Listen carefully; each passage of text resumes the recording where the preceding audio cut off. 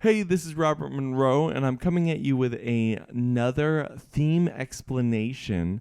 And this time we are going to tackle house. This is an interesting one to do because this is actually not one that was originally written for the TV series. This was written by Massive Attack. It's a song called Teardrop. But basically, the same concepts are going to be coming throughout. And I thought we'd talk a little bit more broadly today about what those concepts are, because we're going to revisit them with every single one of these. And even though we're going to talk about something unique and interesting with each one, I thought it would be important to understand the general framework of what we're really approaching. And at the end of the day, that framework really revolves around three different things. But in an effort to keep this video moving along, I'm going to play the theme first for you, and then we'll get into the three different things that make up every single musical composition, make it effective for television. All right, before we play this, I want you to like the video. I want you to subscribe to my channel. And why are you doing this? Because it's going to help me make more videos. And it's going to give you access to so many amazing videos that I have already made. You might be going, wow, this guy is tooting his horn a lot. Well, I've been doing music a really long time and have a ton of things to say about this that I think you are going to enjoy. So go ahead, check it all out. Let me play a little bit of the theme to give you context if you don't know it already, and then we're going to talk about it.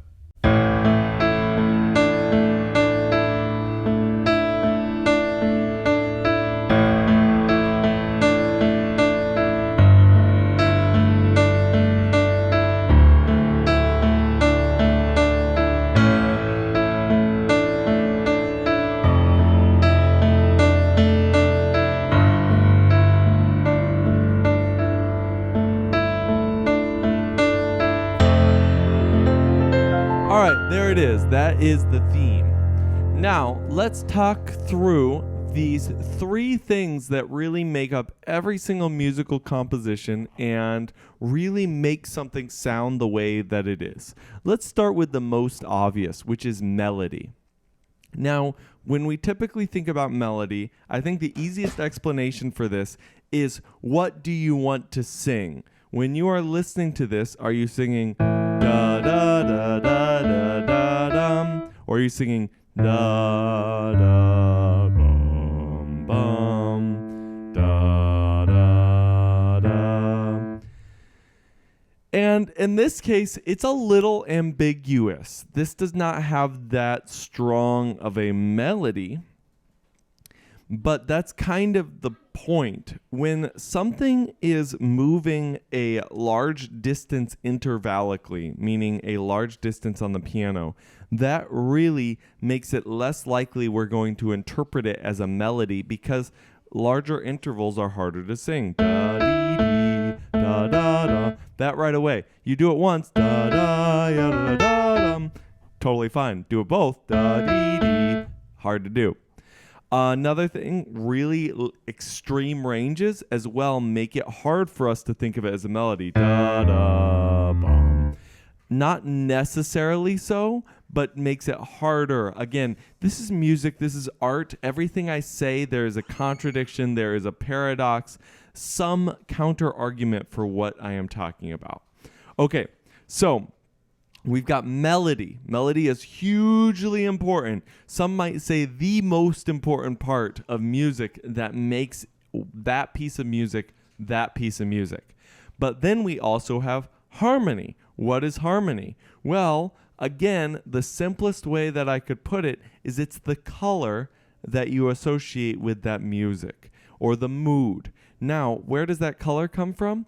It comes from when you combine notes. So when we have these three notes together, because even though they're played in sequence, our brain is interpreting them all played together. We get something called a sus chord, a sus. A sus is exactly what it sounds like, suspended. Not suspicious, I guess. So not exactly what it sounds like in this modern day. But suspended. So the A suspended chord is suspended because instead of a third, C sharp or C, we have D.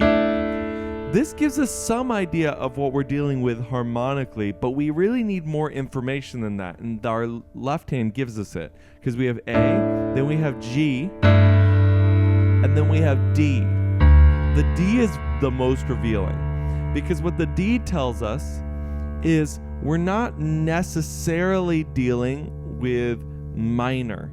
There's a lot to this theme that makes us immediately potentially think we're going to be going to minor, and it's this. But the D really suggests maybe we're actually dealing with a Dorian mode, which modes are when you start on a different note than one. So that would be something like this.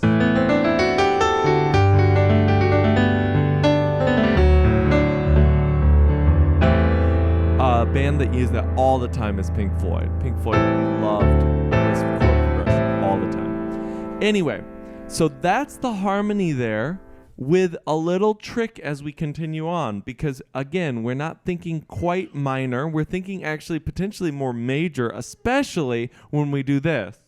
And then when we get back to the A, you'll hear it snuck in the orchestration this.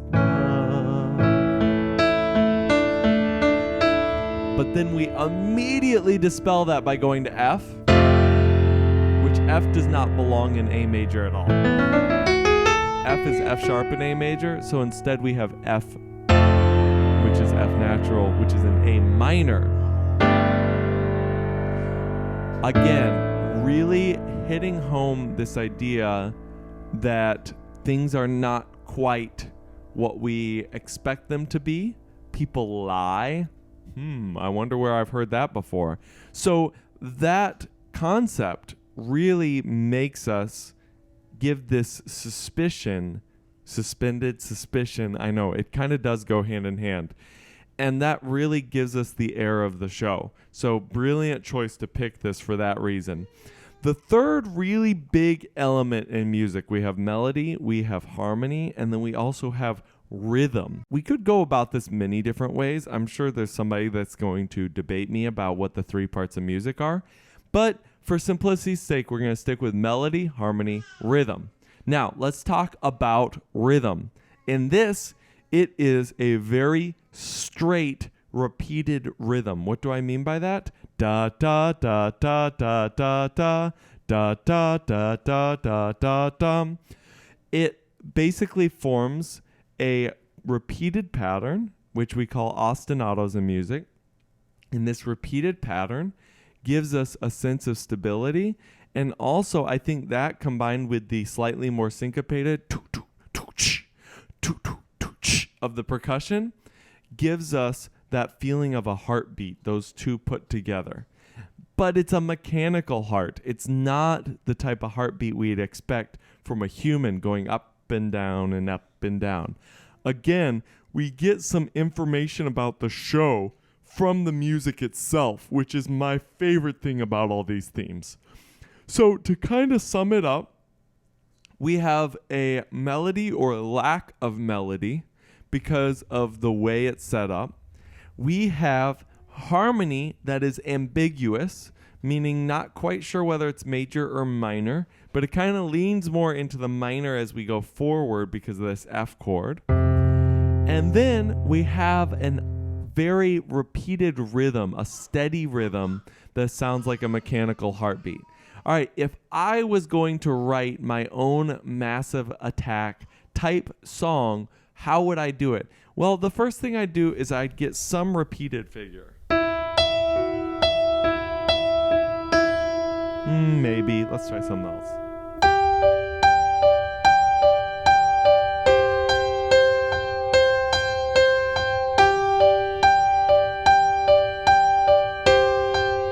And I'd interrupt this with something in the bass that interrupts the concept of what key it's in.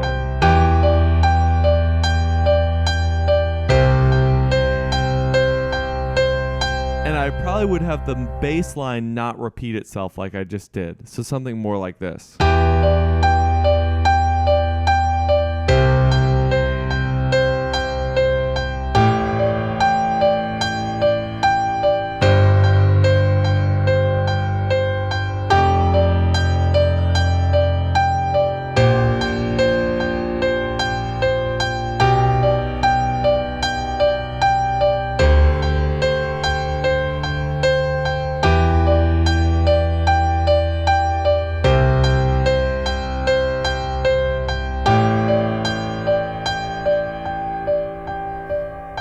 All right, you get the idea. Again, not my finest work, but the whole point of me making up something on the spot is just to show you how powerful these concepts are. You don't need to be some crazy creative genius to come up with TV themes or movie themes. You just need to know the playbook. You need to understand what materials they're using and then use the same yourself. All right. Now, I am going to play us out on the original theme. And what I want you guys to do while I'm doing that is to write a comment about what theme you want next and to make sure that you are subscribed to my channel. Thank you so much for watching, and until next time, I'll catch you later.